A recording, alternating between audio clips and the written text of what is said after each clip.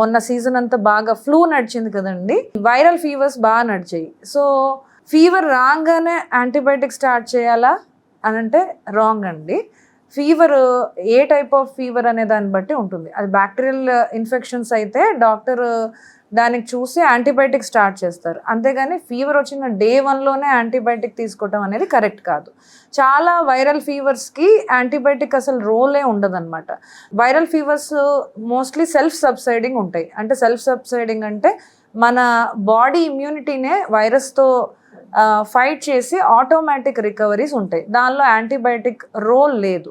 మనం over the counter medications అంటే medical షాప్కి వెళ్తే మెడికల్ షాప్ వాళ్ళు యాంటీబయాటిక్స్ ఇవ్వటము, లేకపోతే మీ అంతటా మీరే యాంటీబయాటిక్స్ తీసుకోవటము, లేకపోతే క్వాక్స్ ఇంటి పక్కన డాక్టర్ ఎవరో ఉన్నారు అని అంటే వాళ్ళు స్టార్ట్ చేసేటం యాంటీబయాటిక్ స్టార్ట్ చేయటము. ఈ విధంగా చేసినట్టయితే ఏమవుతుందంటే యాంటీబయాటిక్ రెసిస్టెన్స్ డెవలప్ అవుతుంది.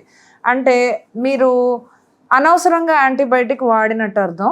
మీకు నెక్స్ట్ టైం ఏమన్నా నిజంగా యాంటీబయాటిక్ అవసరం అయినప్పుడు అలా మనం ఆల్రెడీ ఇచ్చిన యాంటీబయాటిక్ మీకు ఉపయోగపడకుండా అయిపోతుంది అనమాట. అప్పుడు ఇంకా high dose of antibiotics, high power of యాంటీబయాటిక్స్కి వెళ్లాల్సి ఉంటుంది. ఇది కాకుండా యాంటీబయాటిక్స్ వలన గట్ మైక్రోబియా, సో అవి కూడా ఆల్టర్ అవుతాయి అన్నమాట. సో యాంటీబయాటిక్స్ అనేవి డాక్టర్ సలహాతోనే వాడాలి అండ్ డాక్టర్ ప్రిస్క్రైబ్ చేస్తేనే వాడాలండి. మీకు 2 రోజులు జ్వరం తగ్గలేదు అని అంటే డాక్టర్ని మీట్ అవ్వాలి. వాళ్ళు కొన్ని రకాల బ్లడ్ టెస్ట్లు చేయిస్తారు. ఆ బ్లడ్ టెస్ట్లో తెల్ల రక్త కణాలు ఎక్కువ ఉన్నాయి అని అంటే సమ్ బ్యాక్టీరియల్ ఇన్ఫెక్షన్ ఉందని, నీడ్ ఫర్ యాంటీబయాటిక్ ఉంది అని అర్థం.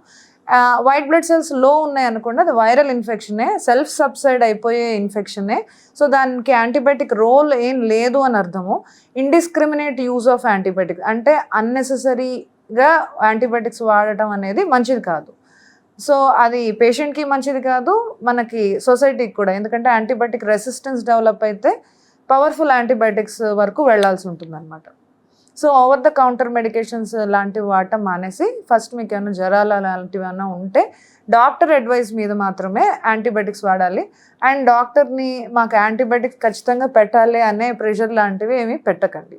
62 లక్షల మంది ప్రజల్లో మెడ్ప్లస్ బ్రాండ్ మెడిసిన్స్ కి మారడం వలన 915 కోట్ల రూపాయలు సేవ్ చేసుకున్నారు. అదే మెడిసిన్స్ అదే క్వాలిటీతో 50 to 80% డిస్కౌంట్లు.